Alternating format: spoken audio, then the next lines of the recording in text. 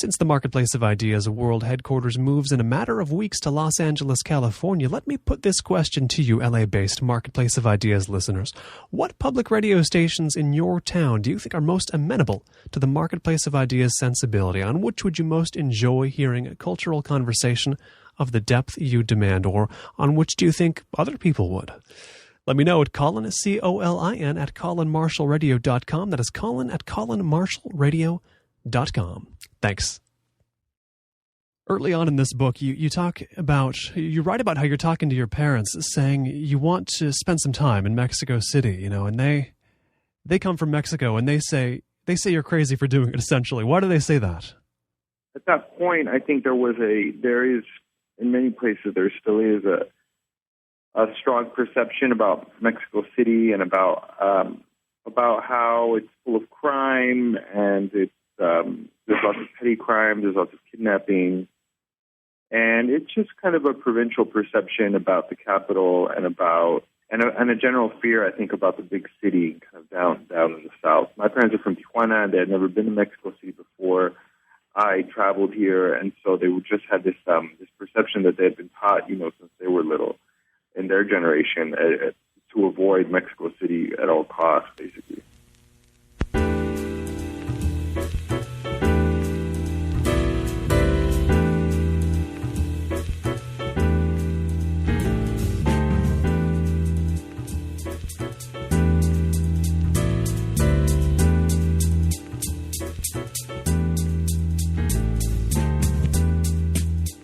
From KCSB in Santa Barbara and Colin Marshall Radio, I'm Colin Marshall. This is the Marketplace of Ideas, and I'm speaking with Daniel Hernandez, who's written journalism for various publications, the LA Times, the LA Weekly, El País, The Guardian.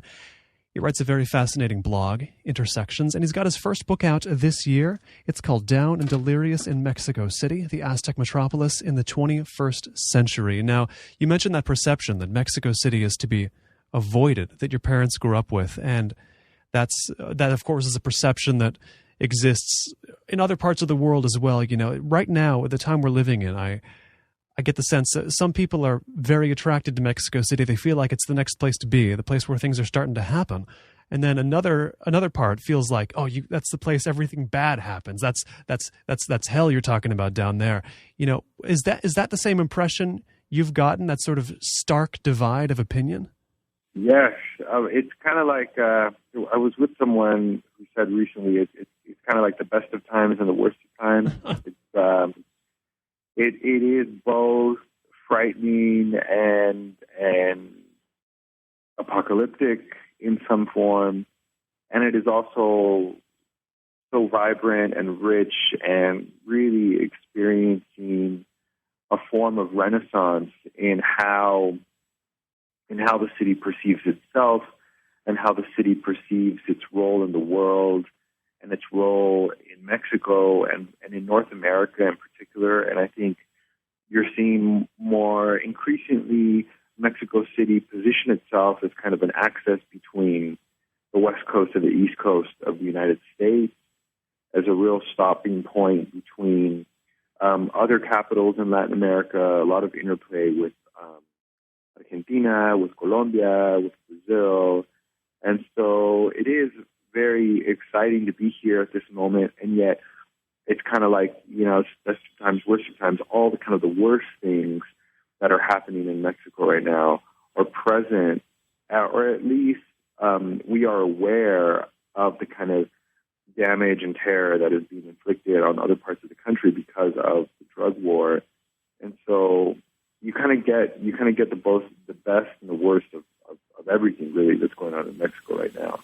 But I want to know if it's really the worst of times for Mexico City as well as the best right now, because I talk to people who have lived there or who visit there, and they say, well, the worst was probably 20 years ago. That's when things were so polluted, so crowded, so criminal. They say it's actually improved since then. And I know you've only been down there a few years yourself, but do you get the sense that it really bottomed out before, that it's actually things are better than people say?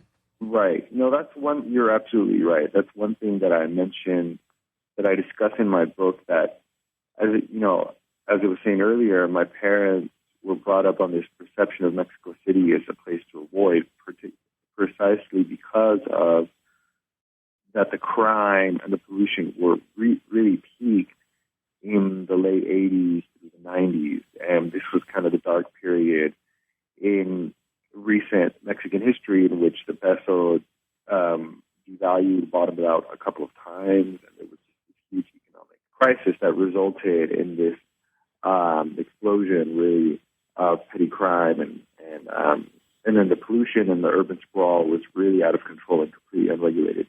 Yeah, actually, and it is a much better place to live in, as I'm told. And now, I mean, I've been here 3.5 years, and I can see the changes simply from the distance that I've been here. They're building a new metro line. There's new dedicated bus lanes. There's a system, basically, of putting bus lanes in the middle of streets with elevated stops that are very fast, very efficient. There is a program called EcoBici, which is like a public shared bike program that means thousands of public city-owned bikes are on the street, and you can pick them up and drop them off at different stops. There's more an awareness, I think, of the cultural riches that Mexico City has, and that, I think, is also something that I see more, and I see a change, a shift, at least since I've been here. So you're right. I mean, it is a more sparkly place to be in, and I think that partly has to do, frankly, with the sort of ideology of the government at this point. The local government, the city government, is, standard social democrat, leftist, populist-style government, where they do these kind of public programs. They have a really strong green campaign.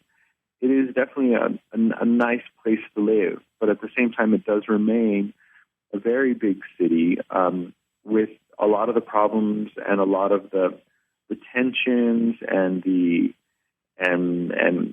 fissures and the points of friction that come with that. It's very crowded. Mexico City still has something like 20 million people.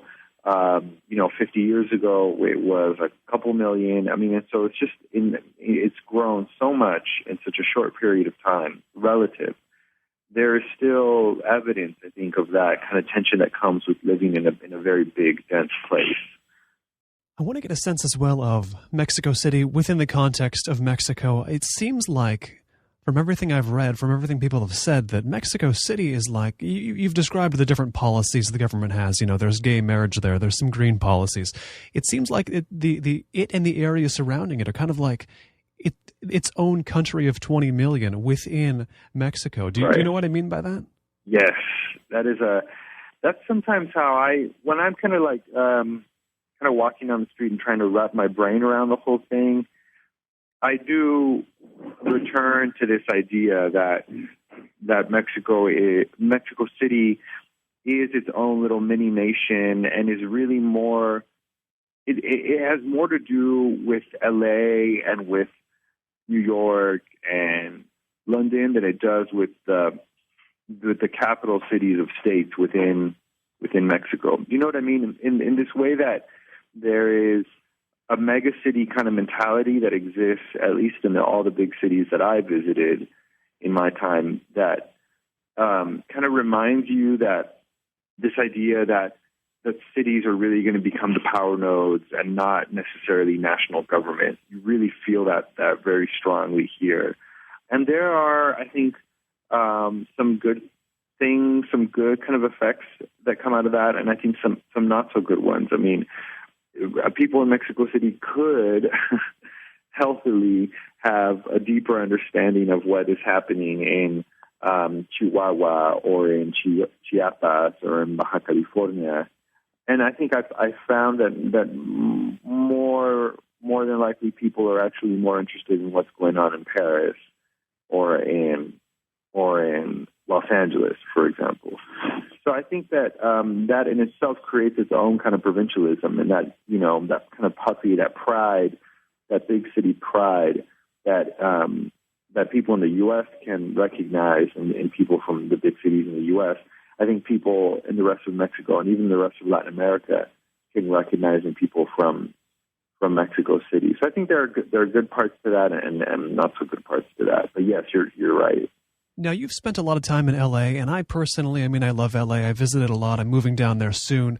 How possible is it to approach a city like Mexico City with the mindset you approach L.A. with? Like, what I'm getting at is, can you approach Mexico City? Can you use Mexico City? Can you interface with Mexico City in the same kind of way that you do L.A.? Well, yes. I moved here after 5. I lived in L.A. for 5 years. I'm originally from San Diego, and my parents are from Tijuana. So I kind of grew up with kind of a cross-border, binational, kind of like socializing, I guess. And L.A. was really interesting for me because it permitted me to understand that the border really exists a lot in L.A., that there are borders all over the place. And so when I came, and there are borders within the person and within the self, within the household, within the neighborhood, within the community, within the media that we read and that we listen to.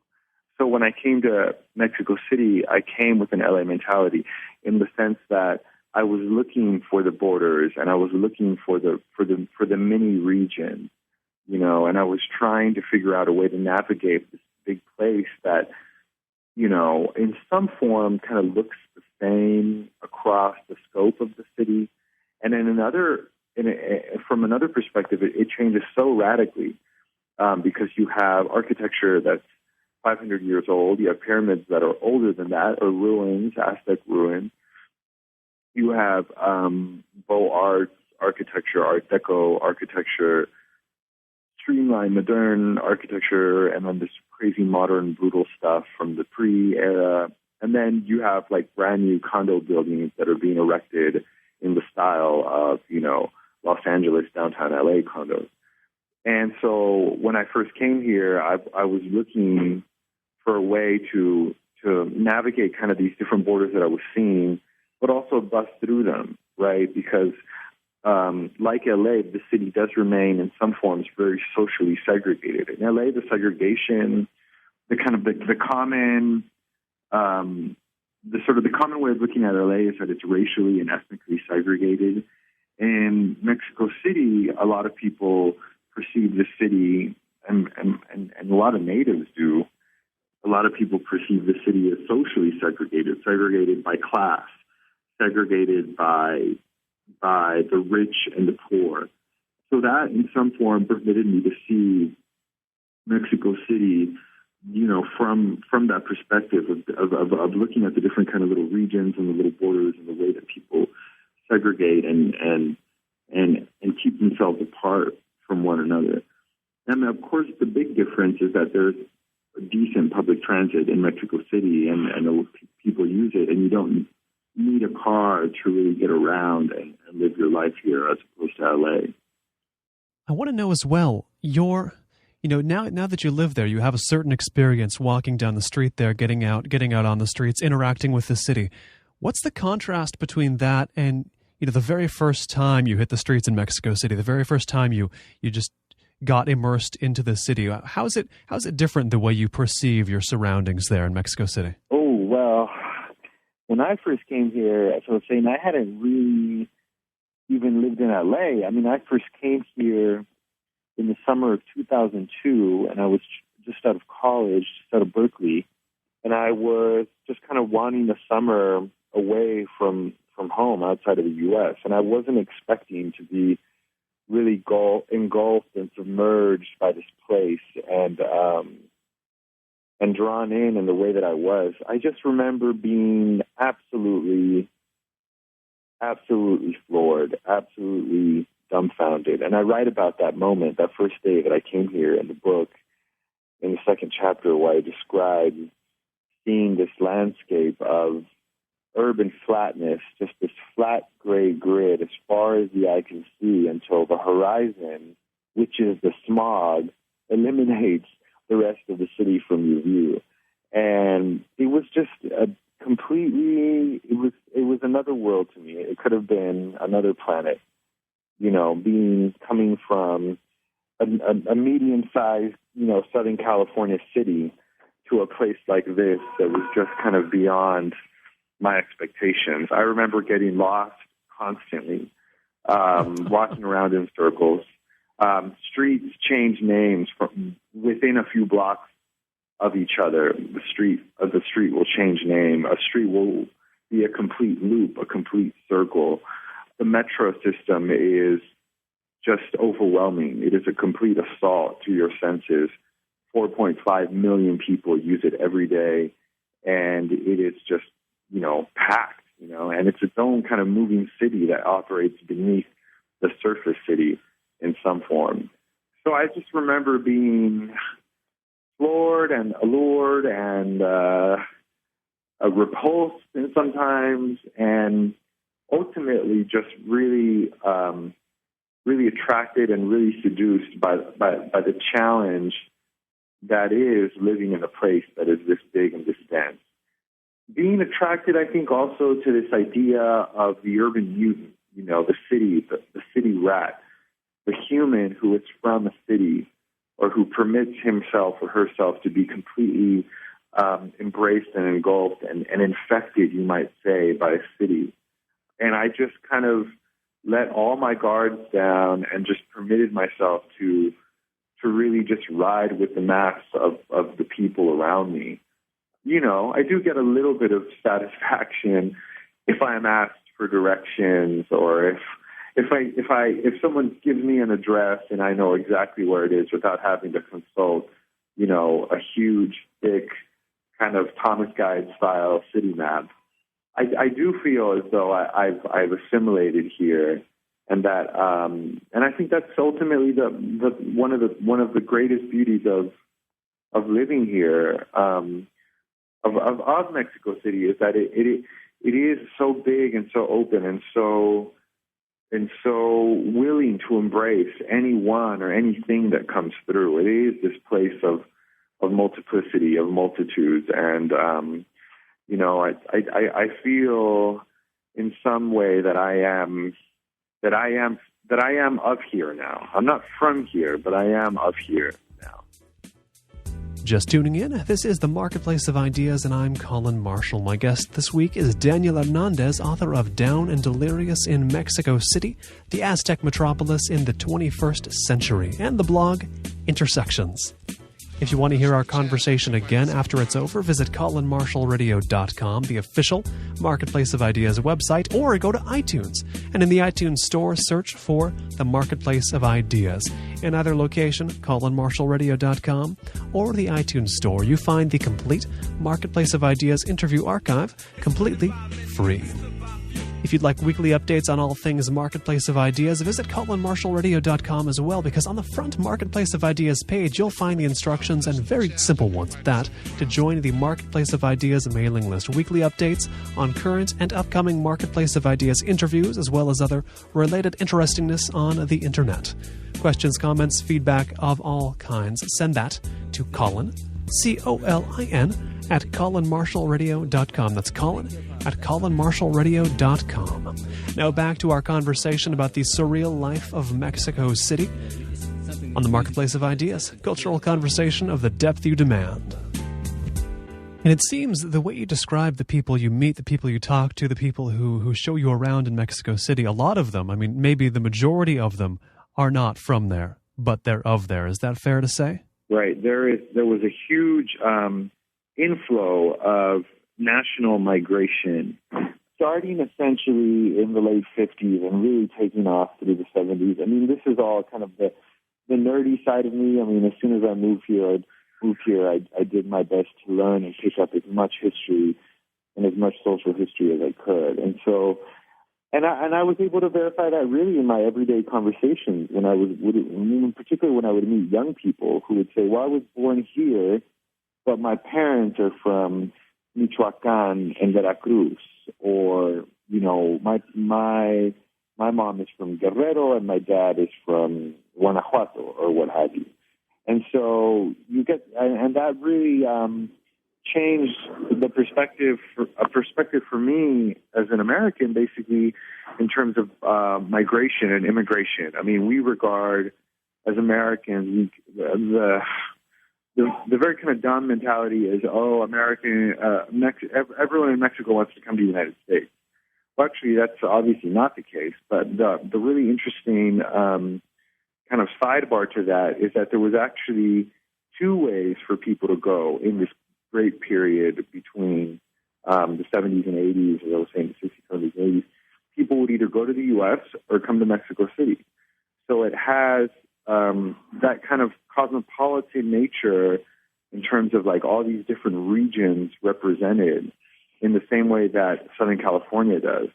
And of course there is Brits here, Americans, French, Germans, Dutch people, Nigerians, Haitians, Argentines, Central Americans, people from all over the world have made their life here and make their lives here.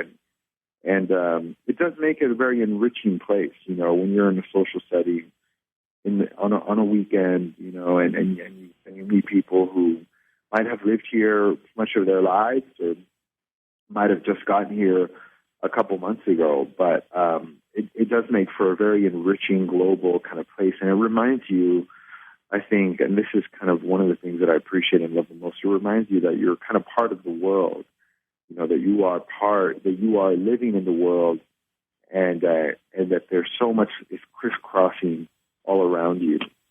Now, the process of getting in touch with that, I mean, living there, you used this phrase a little while ago, you used the phrase to let your guard down in the city. And that, it seems like when I hear about Mexico City, that's the one thing people tell you not to do, is let your guard down. So what's the process there? What did it mean to you to get your guard down? What'd you come up against letting your guard down? Well, that's, I think that is a decision that any visitor has to make regarding their relationship with this place that they choose to live. I mean, yes, you can live in a completely English-dominant and completely, we can say in this context, elite kind of environment in terms of all the comforts of the first world, of the American first world middle class.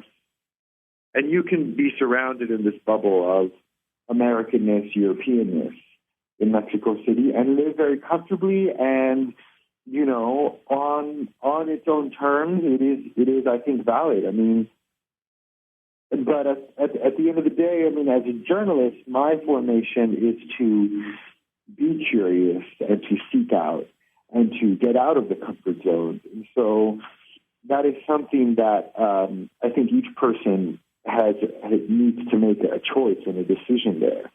And there are levels, of course. There is no such thing as a black and white. I mean, I enjoy every so often going to a mall in Mexico City, which the more severe or, let's say, committed tourist might see as something that has no value or no merit. But the Mexican middle class is a very real thing, and I'm fascinated by the way it is manifested in the form of a mall in Mexico City. You know what I mean? Where I can feel like I'm in Orange County or in San Diego. At the same time, there is all of this richness and risk and danger that you are confronted with when you make that decision, when you make that choice to step out of the comfort zone. I have to always, and I try to keep in mind that my perspective, myself, is a very particular one, and it comes in that way with certain kinds of privileges. I mean, I am male, I am brown, dark-skinned. It is easy for me, looking the way I look, to move in and out of areas that are perceived or labeled as dangerous according to the government at play here, right? At the end of the day, I think what I discovered was that in any neighborhood you go in Mexico City, you are going to technically be at risk. I mean, one of the craziest things that I've always heard here is that actually one of the most dangerous places to live is the nice Americanized area, because that is where the petty criminals go to target and victimize. Whereas if you are in some of the more marginalized, poor, lower middle class, in development areas of the city, you'll find that a lot of community pride, lots of cultural richness, wonderful markets, churches, public spaces, cultural centers that promote cultural activity among young people.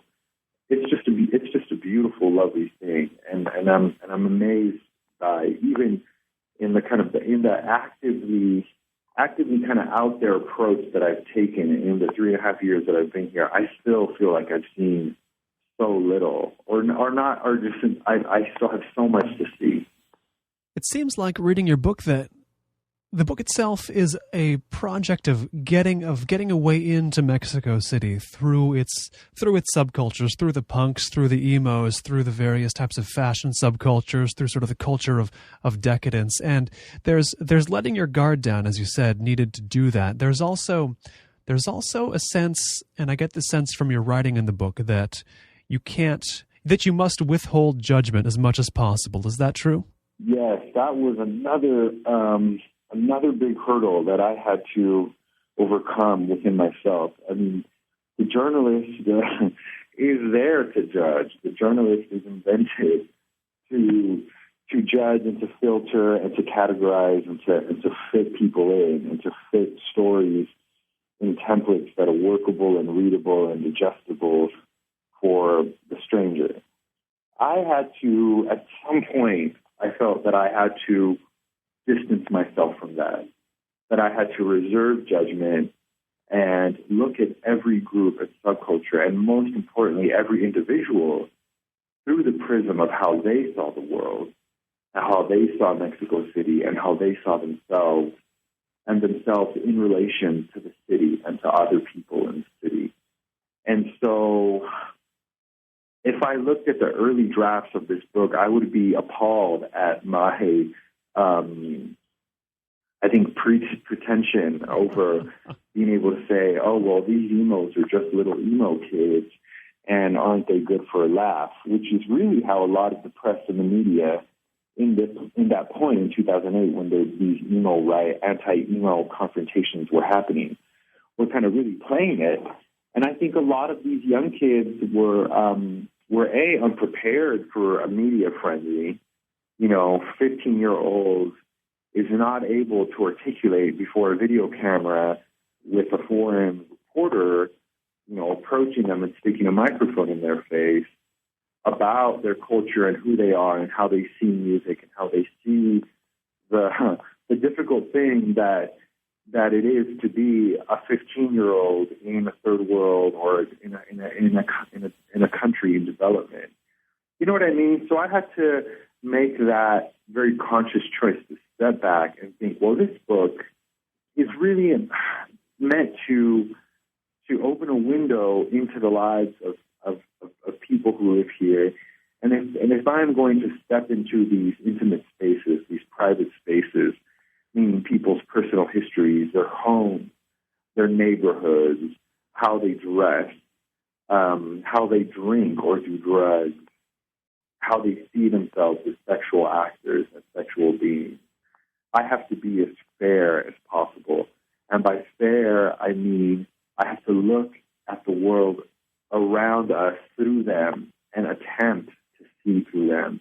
And if I'm unable to resolve or explain a contradiction or a way of looking at the world that they see or the city, then I can just leave it at that. In many cases in the book, I feel like I failed to understand something or to achieve something. And in that failure, I was able to pull out some meaning and to pull out something concrete for my own journey. And so that really was my approach, to reserve judgment and to try and see as much as possible. And if there were contradictions or stuff, as I said, that I couldn't resolve, I just had to say that. Like, I don't understand this. I couldn't resolve this. I couldn't figure this out. I'm at a loss. I'm as much as a loss as you must be as a reader, kind of thing. And it seems in doing this, in this particular book, you meet a pretty strong journalistic challenge, which is, when a lot of journalists write books like this, they want to withhold their judgment. They get that right. They do that. But in withholding their judgment, they end up losing their own personality. And the reader stops getting a sense of who's writing the book, who's making the observations. But in this book, in Down and Delirious, you withhold the judgment, but you also, I mean, we get a Daniel Hernandez in this book. It's not the voice from nowhere. So what was the process of preserving you while taking away opinions you might think don't hold up? That was so hard. It was so, I knew that the way I approached it, I wanted the reader to trust me. And the only way that I felt that I could do that was not by pretending to make an all-encompassing, covering all the bases. I knew I couldn't cover all the bases. I knew there were going to be pieces of history that I wouldn't have inside my brain as a reference point. And I knew I didn't want the book to compete with other books about Mexico or to surpass other books about Mexico. I wanted readers to trust my voice, and my means to do that was by making myself vulnerable in the book. I felt that as a narrator, when I was having doubts or when I was having a hard time or when I failed, I had to let the reader know. And I hoped in doing so, in the process of editing and formatting and organizing the book, I hoped that by making myself vulnerable, I could achieve the trust of the reader. And another element of that I think was really important to me was also, withholding judgment, but at the same time, laying out my cards, laying out my biases, laying out how I was formed as an individual, as a writer, as a Mexican-American, as someone from Southern California, from Northern Baja California.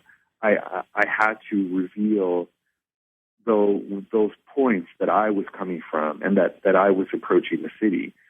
And I just kept in mind that a comment that a friend from middle school made to me while I was writing the book. A friend told me, if I don't get to know you better through this book, I'll feel cheated, or I'll feel that I'll feel like I didn't get the whole thing. And I thought, man, that's a great way to approach it. I have to, even to a friend who's known me since we were 12 years old, if I don't show him anything new through this book about myself, who I am as a narrator, as a writer, as someone who's experiencing the world around me, then I'm not achieving what I'm here to do.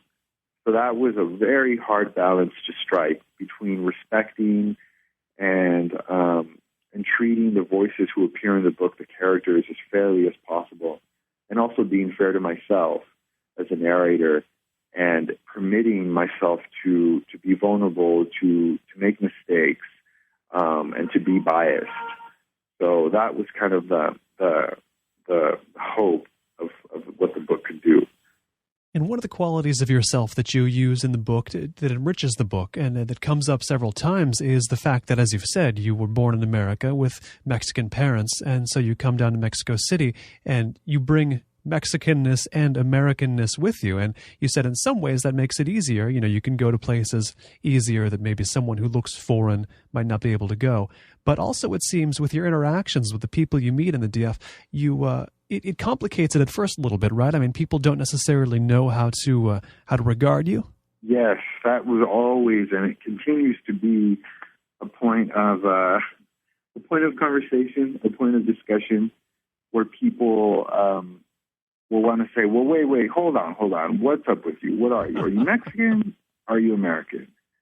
And I'll have to very clearly or try to lay out that duality that exists in me for people. And oftentimes people, more and more, I think, now that globalization, the fingers of globalization are really touching down all over Mexico and in an extreme form in Mexico City, people are more aware of kind of dual citizens or dual subjects, and it's easier for people lately, I think, to digest who I am and to say, okay, Mexican-American, that's something that I can understand. That's something that I can pinpoint.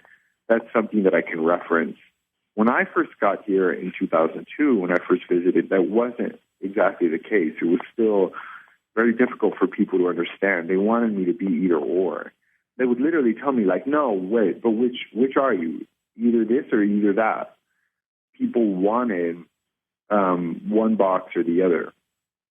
For their sake, for them to understand our interaction, and therefore, from that point forward, being able to know how to speak to me, basically. I think now more and more people are able to absorb the kind of dual subject that I represent, because my suspicion is that partly has to do with the fact that there are more of us here, and not necessarily, American-born Mexican parents, but Mexican-born who spent 10 years in the U.S. working, or who went to high school in the U.S. and came back, or who lived in the U.S. as a little kid until they were 12 or 15 or something, and then came back. You know what I mean? There's so many different versions of that dual story, and especially since there's so much back and forth between the U.S. and Mexico, and even among the migrant working labor force, that people manage to go to the U.S. and work during the year and come home during the holidays. And so I can see more and more dualness in people here on the street, and I can stop someone and say, hey, are you from the U.S., even if they look as Mexican as I do, and still be able to identify one another. And that's something that I discuss in the book. Ultimately, I don't know what that means. I don't know where that is taking us, but I think I like and I get a kick out of how that plays out. That people will call me white boy, even though I'm far from looking like a white boy. But people will say, hey, güero, hey, white boy. Like, they can tell me. I don't know if it's by the way, does an American upbringing create a certain kind of walking or a certain kind of body language that people can recognize? I don't know. But it's something that happens every day. And so it's very, it's cool. It's interesting to see how that plays out in the day-to-day. It seems like this kind of dualness you talk about, this is what's one of the most fascinating things in humanity right now, because there's more of it going on than ever, and there's so much of it seems. In Mexico City, and your blog is intersections, cultural intersections, you write a lot about, and you embody that, as you said, in a certain way. And I want to know, I get the sense in Mexico City that so many cultures really do converge there, that you get sort of the square of the kind of convergence you see. In Mexico as a whole, of course, it's already all mixed. In Mexico City, there's no cultural intersection you can't find, is there? Exactly. It's how you mentioned that is how I try to place what's going on here. I imagine that in the same way that Indian Americans, U.S.-raised South Asians, when they return to India, I imagine that same kind of complications and intersections and intangible frictions or mixtures or mergings or mutations happen, or with L.A. Persians who go back to Iran, or with L.A. Guatemalans who go back to Guatemala City. And so you're right. I try and position what I see here in the world that I imagine, in the same terms that I imagine is happening in other big cities with large diasporic groups that are coming back and forth. That is happening here, and that has its glories, but also its limitations. It's still very much Mexico, and it's still a majority Mexican population, and so you're confronted by this wall of a national culture and a national identity that has really, if you look in history, Mexico has constantly been absorbing and interacting with other cultures. The fact that Americans, freed slaves would escape into Mexico. There's been 400 years of Japanese migration into Mexico. The interactions that happened with political exiles during the dictatorships of the 20th century, Uruguay, all the Spanish exiles who came after the Spanish Civil War, and recently the East African and the Haitian and Caribbean influence and inflow of people that have been coming here.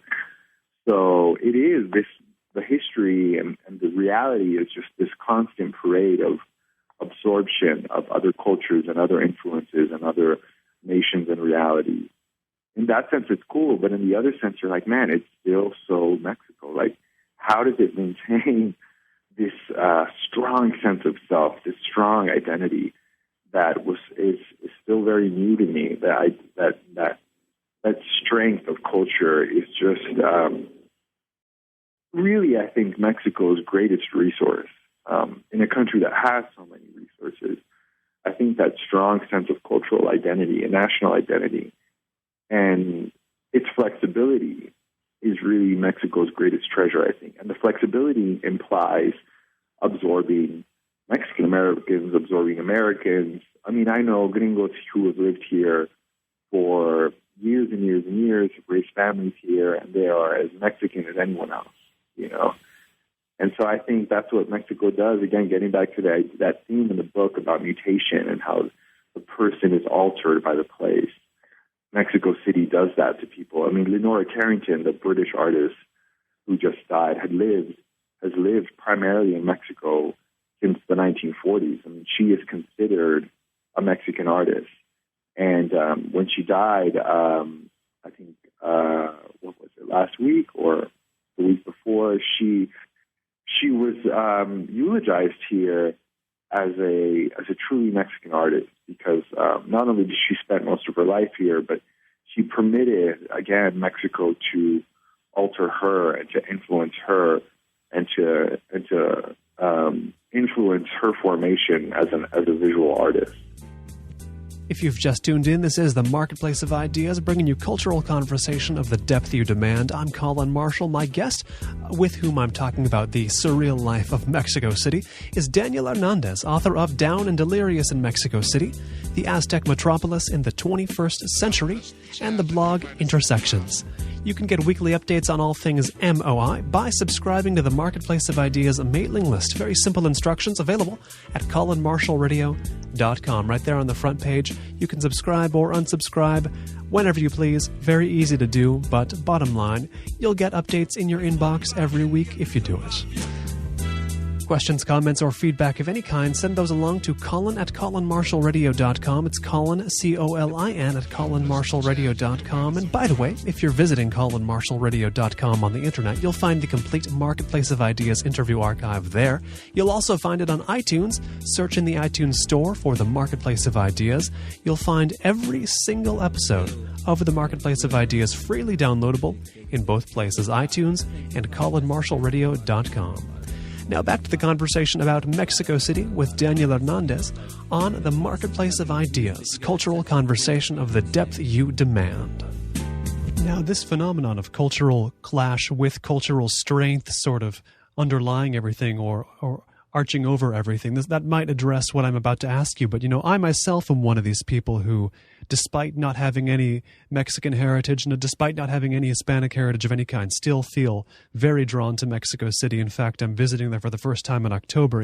I get a sense that part of it is a sense that Mexico City is surreal, and that's what draws me there. How warranted is that sense of surrealism? I mean, I get it at a distance. Your book seems to confirm it a little bit, but does it make sense to say it's a surreal place? Oh, yes, 100%.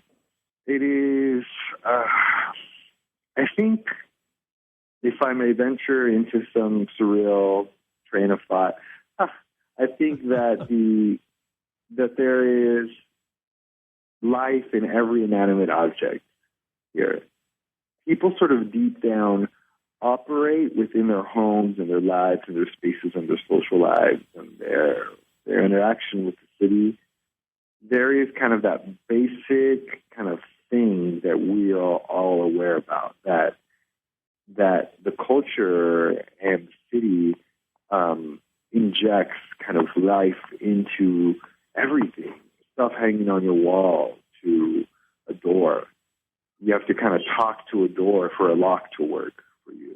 Yeah, I mean, it's just a very, very surreal place, and it surprises you in the most surprising ways. You know what I mean? And that something will happen. You'll have an interaction, or you'll see something, or you will hear such a clash of sounds from the lady who is and yelling into a microphone, selling apples from the top of a car or truck that's riding, 5 miles an hour, 2 miles an hour down the street, to a live band made up of blind musicians that just walked into the restaurant and begins playing, hoping for coins. All of that mixing and mashing together.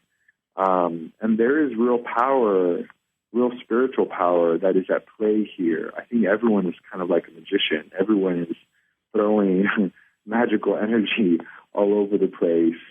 And that means, again, that that icons are real. A statue that is dedicated to a general from, 100 years ago, you'll be like, okay, well, there he is, Reforma, or a statue dedicated to a Aztec god. You're like, okay, well, there is Xochipilli, there is Ecatl, there is the wind god. Or if it starts raining, or if we have a violent storm, everyone will invoke Tlaloc and say, well, there's Tlaloc, he's mad. Or recently, since we have not had rain, and I think it's safe to say at this point we're going into drought territory, that you have a sense of people here getting kind of antsy and saying, okay, so when is Tlaloc going to deliver here? I mean, when are we going to get that rain that we need? So yeah, it's a surreal place, and you'll see, I think, when you visit, for sure, from the moment you get here, I think you will get the sense. And it's cool because it forces you, or it asks you to keep your eyes and ears open, and to keep your heart open to different kind of surrealities or moments of spiritual fireworks. And lastly, because we've taken a high level road about the surreality of Mexico City, but I want to then bring this right back down to earth as well, because doing research about Mexico City, reading your book and reading other books and looking on Google Street View, sort of navigating around the city, seeing what it's like, I can't help but notice this one particular building, and I've seen it written about quite a bit, but it's at 300 Insurgentes. It's that huge apartment building that looks completely abandoned from the outside. Looks like a big V. I can't stop thinking about it. Do you know what's going on with that Condominio Insurgentes? Condominio Insurgentes. It's fascinating. Oh, it's. I'll just tell you a little story. In the ground floors of that building, there used to be a couple of bars that I write about early in the book, the Jacalito and the Bullpen. They've kind of flipped over a couple times and changed names a few times since I first visited. It's just, man, that building is like stuck in a time warp, in a time zone that exists on another planet. It is a squat. I think last time I drove past it, I saw the neon insignia of Alcoholics Anonymous on like the 10th floor or something. How did it get up there? Who knows? I once went up to a party at the top floors where me and my friend Quetzal, who appears in the book, we had to take 15, 16 flights of stairs in utter darkness to get to the top squats in that building where they had set up DJs and they were pirating electricity from who knows where. And you just have this spectacular view of the whole valley around you on all sides. And you're in a building that, like, man, if we get like a 1985 strength earthquake, like, we're goners. Like, this building survived 85, but I don't know if it could survive another one. But the cool thing is that there are buildings like that all over the place. There are buildings on my street that I'm still like, who owns that? Who lives there? And how does that building looks like alive, It looks like there's a lot of ghosts in there. It's interesting because a lot of those buildings, a lot of these ghostly buildings are remnants of the 85 quake when much of the city was destroyed, or a lot of these buildings were damaged.